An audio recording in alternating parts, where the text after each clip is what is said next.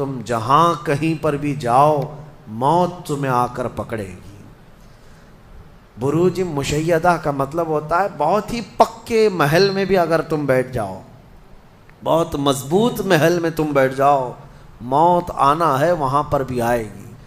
ہم نے دیکھا ہے بڑے بڑے محلات میں رہنے والے بھی، اور جنہوں نے آسمان چھوتی ہوئی عمارتیں بنائی وہ بھی موت کے ہتھے چڑھی گئے۔ موت تو آنا ہے۔ آج ہمارا حال یہ ہوتا ہے کہ دنیا میں اس قدر مصروف ہو جاتے ہیں کہ موت کو بھول جاتے ہیں۔ تمہیں پتہ بھی ہے کہ اچانک آنے والی یہ موت بالکل مہلت نہیں دیتی، بالکل مہلت نہیں دیتی۔ آپ اگر آس پاس میں اپنی نظریں ڈالیں تو آپ کے دوستوں میں کئی جا چکے ہوں گے، جن کی عمر زیادہ نہیں تھی وہ جا چکے ہیں۔ موت کے لیے عمر کوئی متعین نہیں ہے کہ بڑھاپے میں آئے گی یا بیماری سے آئے گی۔ اچھے لوگوں کو بھی موت آ جاتی ہے، چلتے پھرتے لوگوں کا جنازہ آ جاتا ہے۔ کسی کے لیے بھی کوئی وقت معین نہیں۔ اور قرآن میں اللہ تعالیٰ یہ فرماتا ہے اگر بندہ موت سے بھاگنے کے لیے، جس کو کہتے ہیں پریکاشن لینا، کہیں جا کر کے محفوظ مقام پر چھپنے کی کوشش کرتا ہے، وہ آئے گی موت۔ بزرگوں نے ایک حکایت لکھی ہے کہ ایک بادشاہ کو نجومیوں نے بتایا تھا کہ فلاں دن تمہاری موت آنے والی ہے۔ نجومی ستاروں کا علم جاننے والے اٹکل پچھو سے کچھ نہ کچھ تو بتا دیتے تھے۔ تو اس بادشاہ کو نجومیوں نے جب دن بتایا، اس دن اس نے کیا کیا، ایک ایسا حجرہ، ایک کمرہ بنایا جس میں کوئی چیز آ ہی نہیں سکتی، کوئی چیز نہیں، صرف اس نے ایک سوراخ رکھا ہوا کے لیے، اور اس میں سے مچھر بھی نہ آ سکے، مکھی بھی نہ آ سکے۔ اس حجرے کے اندر وہ چلا گیا۔ وہ پورا دن اس کو تھا کہ میں موت کو چکما دے دوں گا۔ اور نجومیوں نے یہ بتایا تھا کہ بچھو کے ڈنک مارنے سے تمہاری موت آئے گی۔ اس نے کہا بس مجھے بچھو سے بچنا ہے، بچھو نہ آنے پائے ایسا میں پورا انتظام کر لوں گا۔ اس نے پورا ایک راؤنڈ شیپ کا کمرہ بنایا اور اس میں اندر بند ہو گیا۔ لیکن اس کی ایک کمزوری یہ تھی کہ اس کا گھوڑا تھا، بہت بے حد اس کو عزیز تھا، وہ گھوڑے کو چھوڑ کر کبھی رہتا نہیں تھا۔ اس نے کہا مجھے اور میرے گھوڑے کو بند کر دو، آج موت کا دن ہے، اگر آج کے دن میں نے موت کو چکما دے دیا تو پھر ہمیشہ کی زندگی ہے، ٹائم اگر ٹل گیا تو پھر موت نہیں آئے گی۔ تو وہ اس نیت سے وہ روم کے اندر بند ہو گیا اور لوگوں سے کہا کہ کوئی مجھے نہ دروازہ کھولے اور نہ کسی کے لیے دروازہ کھولے، پورا دن گزرنے دو۔ دن گزرتا رہا، شام کا وقت قریب آیا، اس کے ساتھ تھا اس کا گھوڑا اور وہ کوئی نہیں۔ اتفاق دیکھیں، اللہ رب العزت کی طرف سے جو سبب بننا ہے وہ بنے گا۔ اس کے گھوڑے کو بہت تیز چھینک آئی اور اس کی چھینک سے اس کی ناک سے بچھو نکلا اور اس بادشاہ کو ڈنک مارا اور وہیں اس کی موت ہو گئی۔ اینما تکونوا یدرککم الموت، اللہ نے فرمایا تم جہاں کہیں رہو موت آ کر پکڑ لے گی۔ ہمارے علاقے میں ایک ڈاکٹر تھے، وہ کارڈیالوجی تھے، ہارٹ کے اسپیشلسٹ تھے، اور ان کے ہاتھ میں بہت سارے ڈاکٹرز پریکٹس کر کر کے بڑے ماہر بنے، ہارٹ کے اسپیشل ڈاکٹر۔ اور یہ اخبار میں بھی بات آئی تھی۔ اس ڈاکٹر کا حال یہ تھا کہ برسوں آپریشن اور سرجری کر کے لوگوں کے ہارٹ صحیح کیے یا بائی پاس کیے، لیکن اتفاق ایسا کہ ایک دن وہ لیب میں اندر ہاسپٹل کے لیبارٹری میں کام کر رہا ہے ڈاکٹر، اور اس کے ساتھ 4 اسسٹنٹ ڈاکٹر بھی ہیں اور نرسز بھی ہیں، سارے کہاں پر؟ لیب کے اندر، ساری مشینیں بھی موجود ہیں۔ اس ڈاکٹر کو وہیں پر ہارٹ اٹیک آیا، جو ہارٹ کا خود اسپیشلسٹ ہے، اور دوسرے ڈاکٹرز وہاں پر موجود بھی ہیں۔ انہوں نے اٹھایا، اسٹریچر پر ڈالا، آئی سی یو میں ہی تھے، لیب کے اندر موجود تھے، لیکن وہ چند منٹوں کے اندر ڈاکٹر کی موت ہو گئی۔ نہ کوئی ڈاکٹر بچا سکا، نہ اس کو دوا دی جا سکی۔ سب سے ماہر ہارٹ کا ڈاکٹر ہاسپٹل کے اندر، جو سب سے محفوظ جگہ ہو سکتی ہے بیماروں کے لیے۔ میاں ہمارے گھر میں کسی کو اٹیک آئے تو دوڑ کر کہاں لے جائیں گے؟ ہاسپٹل۔ اور جو خود کس کے پاس لے جائیں گے؟ ڈاکٹر کے پاس. جو خود ڈاکٹر ہے اور خود ہاسپٹل میں بیٹھا ہوا ہے، اس کو ہی اگر آ جائے اور قریب میں ڈاکٹرز بھی موجود ہیں لیکن بچا نہ سکے، یہ رب ذوالجلال کا فرمان. جب وعدہ مکمل ہو جائے تو پھر کوئی طاقت تمہیں موت سے روک نہیں سکتی. آپ کو پتہ ہے ایک بہت بڑا شخص ہے دنیا کا جو کئی حکومتیں بدل دیا کرتا تھا، جس کا نام غالباً لنکن ہے، سیمسنگ کمپنی کا. جس سے کوئی تعلق ہوگا آپ سرچ کریں تو پتہ چلے. کوریا کا رہنے والا، اور اس کی وجہ سے حکومتیں بدل دی جاتی تھیں. اس قدر مالدار آدمی، اس کی مرضی کے بغیر تو کوئی حکومت نہیں قائم ہوتی تھی. اتفاق ایسا ہی غالباً 2012 یا 11 کے آس پاس کی بات ہے جہاں تک میرے علم میں چیز آئی.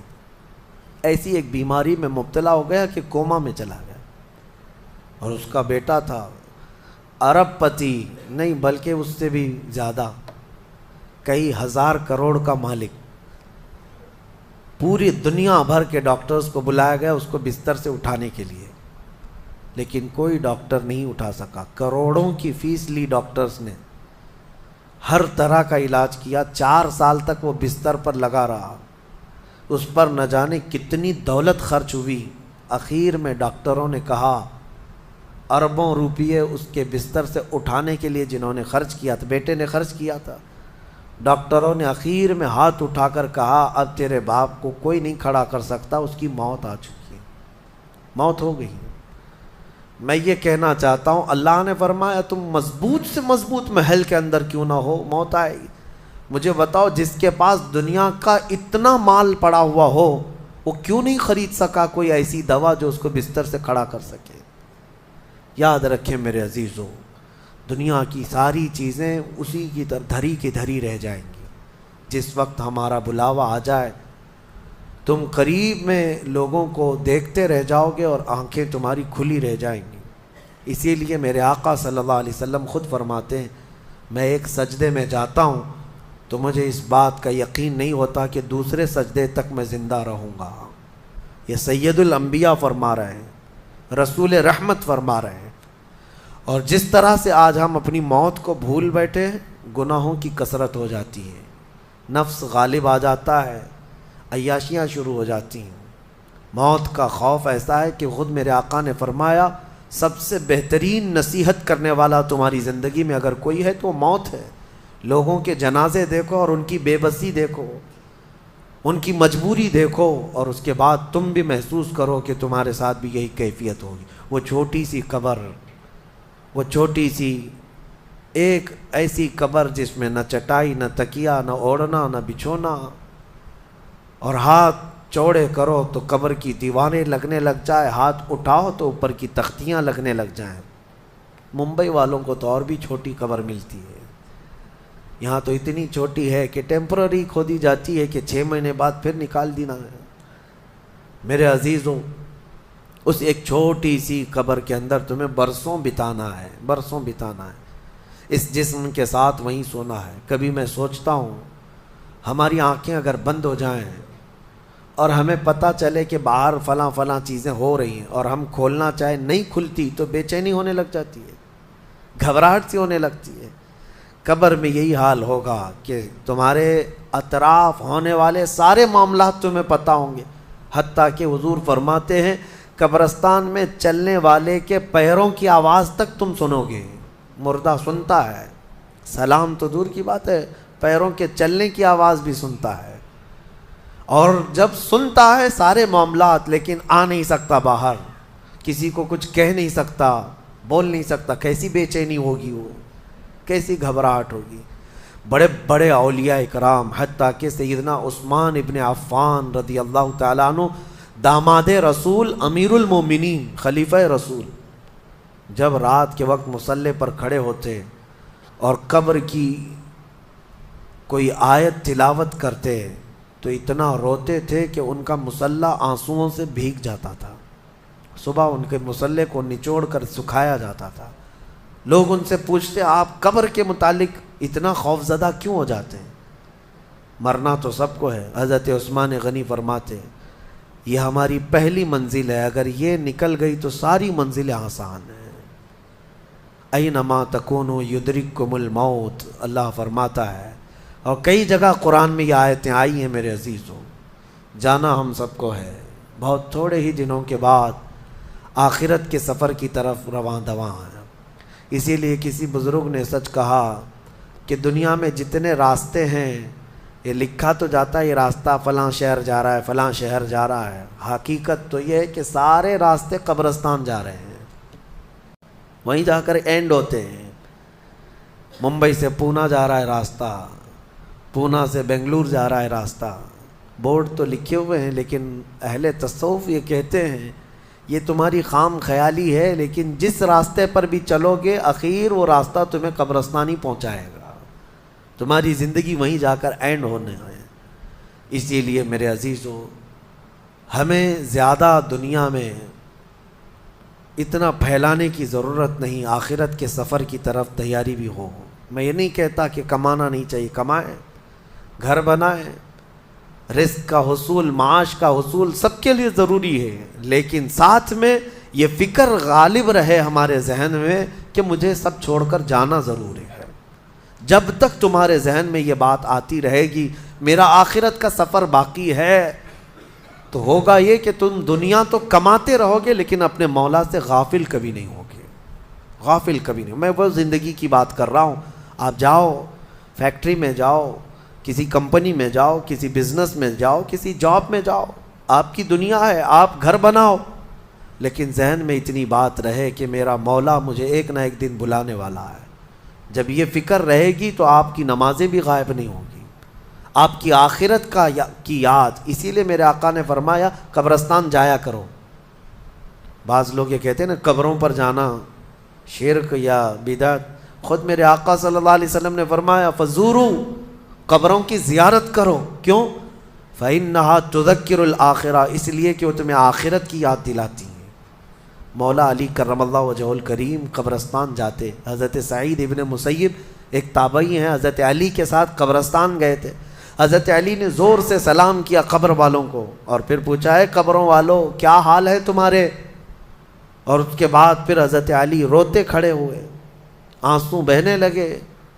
حضرت سعید ابن مسیب کہتے ہیں مولا علی سے کیا آپ قبروں والوں سے بات کر رہے ہیں، وہ آپ کی سن رہے ہیں یا آپ سے وہ کچھ جواب دے رہے ہیں؟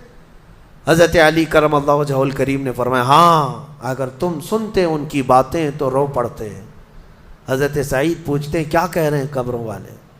سنو میرے عزیزوں، حیدر کرار شیر خدا علی مرتضیٰ فرماتے ہیں قبروں والوں سے میں نے پوچھا کیا حال ہے تمہارے، تو قبروں والوں نے کہا اے علی مت پوچھو ہمارے حال، جن بالوں کو ہم سجایا کرتے تھے ان بالوں پر تو اللہ نے اب بچھو چھوڑ دیے، ہمارے وہ چہرے جو غازے سے ملوث تھے، حسین تھے، ہمارے چہروں پر اب خون اور پیپ کے علاوہ کچھ نہیں رہ گیا، ہمارا وہ جسم جس کے سنوارنے کے لیے ہم دن بھر گھنٹوں لگاتے تھے آج وہ ہماری قبروں میں کیڑوں کی غذا بنا دی گئی ہے۔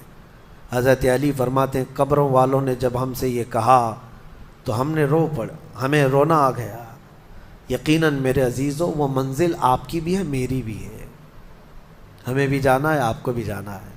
حضرت سفیان ثوری فرماتے ہیں ایک چھوٹی سی بچی کو آپ نے ایک جنازے کے پیچھے جاتے ہوئے دیکھا روتے ہوئے، وہ لڑکی اپنے باپ کے جنازے میں جا رہی تھی، رو رہی تھی اور یہ کہہ رہی تھی اتنی بڑی مصیبت کا دن ہمارے اوپر کبھی آج تک آیا ہی نہیں تھا۔ حضرت سفیان ثوری نے کہا بیٹا تم پر نہیں تمہارے باپ پر جو دن آیا وہ کبھی نہیں آیا تھا، موت کا دن، موت کا دن سب سے سخت دن ہے، سب سے سخت دن ہے۔ موت کس طرح سے آتی ہے پتہ ہے؟ فرمایا گیا جیسے ریشم کے کپڑے کو کانٹوں کی جھاڑی پر ڈال دو اور کپڑا کھینچو، کپڑے کے تار تار نکلتے جائیں گے۔ فرمایا گیا ملک الموت روح نکالنے کے لیے جب آتے ہیں تو اسی طرح سے روح نکالتے رہتے ہیں، انگلیوں سے، پیروں کی، ہاتھوں کی انگلیوں سے، ناخنوں سے روح نکلتی نکلتی آتی ہے، ایک ایک جوڑ سے روح نکلتی ہے، یہاں تک کہ ناک تک اس کو کھینچ کر کے لایا جاتا ہے۔ اور قرآن میں اللہ فرماتا ہے تم اگر دیکھو گے کہ روح کیسی نکالی جا رہی ہے، یضربون وجوہہم و ادبارہم، فرشتے آتے ہیں پیٹھ پر پیچھے، مارتے ہیں، زور زور سے مارتے ہیں اور پیشانیوں پر مارتے ہیں اور یہ کہتے ہیں اے نکل جا روح۔ اللہ فرماتا ہے تم اگر دیکھو گے کہ فرشتے کس طرح روح نکالتے ہیں تو کانپ کر رہ جاؤ گے، مار مار کر کے روح کو نکالا جاتا ہے۔ اور یہ چھوٹا سا وقت نہیں ہے، ادھر جھٹکا لگا ادھر موت ہو گئی، لمبا پروسیس ہے، اس سے جو گزرتا ہے وہی بتا سکتا ہے۔ بعض لوگوں کو ایسا لگتا ہے زہر کھا لیا ابھی موت ہو گئی، سوسائڈ کر لیا ابھی موت ہو گئی۔ موت اتنی آسانی سے نہیں آتی، لمبا پروسیس ہے۔ موت سے پہلے فرشتے آ جاتے ہیں، چاہے تم اچھے آدمی ہو، بیٹھے ہوئے ہو، تم کو بھی اگر موت آنی ہے تو تم پہلے فرشتوں کو دیکھنے لگ جاؤ گے، لیکن بتا نہیں سکتے کسی کو۔ موت سے تھوڑی دیر پہلے فرشتے قریب آ جاتے ہیں۔ پہلے جماعت فرشتوں کی آتی ہے، پھر ملک الموت آتے ہیں۔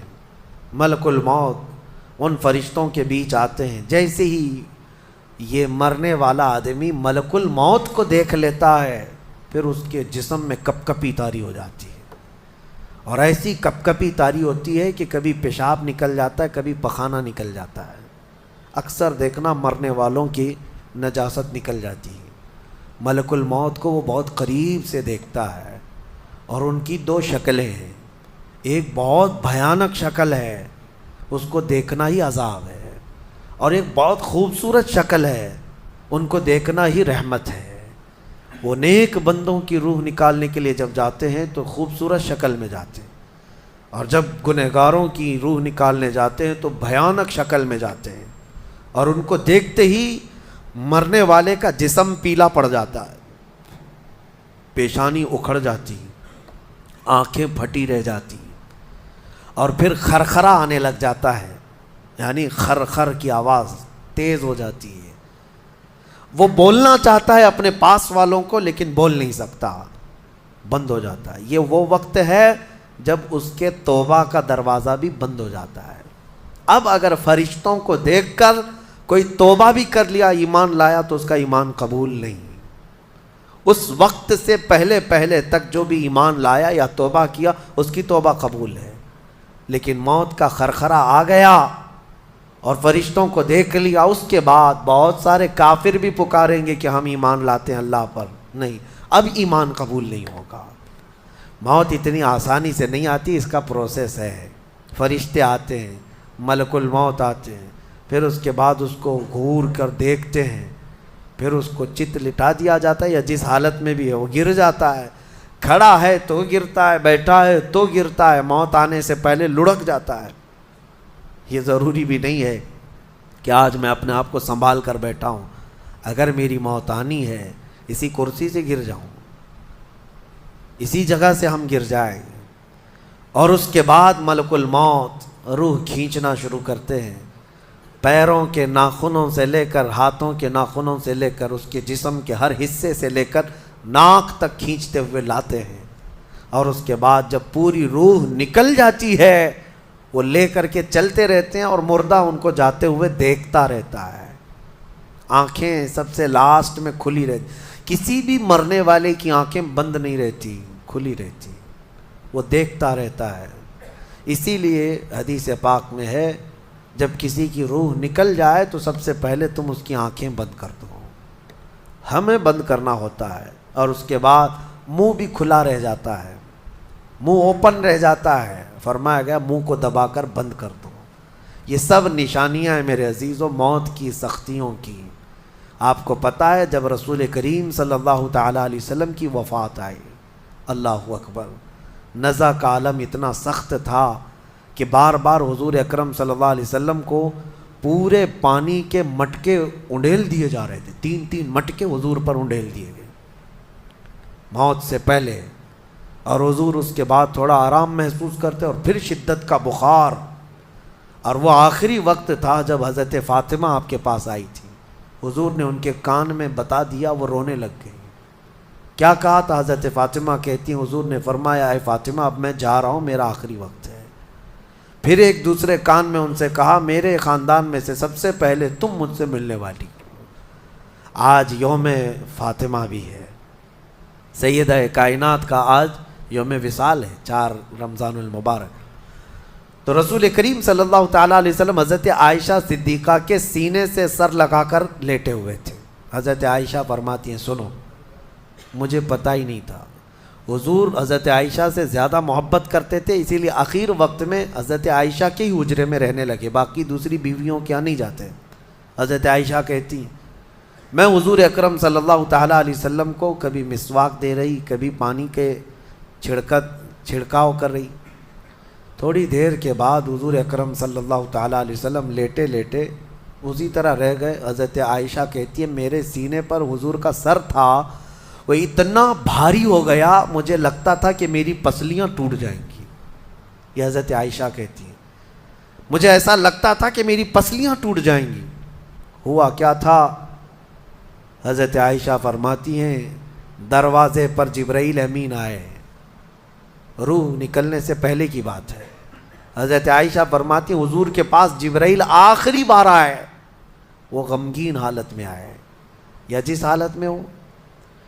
حضرت رسول کریم صلی اللہ علیہ وسلم سے عرض کرنے لگے یا رسول اللہ، دروازے پر موت کا فرشتہ کھڑا ہے، آپ کی اجازت چاہتا ہے، اگر آپ اجازت دے دیں تو وہ آئے گا اور آپ کی روح پاک کو اللہ کے حضور لے جائے گا۔ اور یا رسول اللہ، آج سے پہلے اس فرشتے نے کسی سے اجازت نہیں لی اور قیامت تک کسی کی روح نکالنے کے لیے وہ اجازت لے گا بھی نہیں۔ یہ صرف رسول پاک کی خصوصیت تھی۔ حضور نے فرمایا آنے دو۔ ملک الموت آئے اور جب حضور کی اجازت سے روح نکالی تو حضرت عائشہ کہتی ہیں اتنا بھاری ہو گیا تھا سر کہ مجھے لگتا تھا کہ میری پسلیاں ٹوٹ جائیں گی سینے کی۔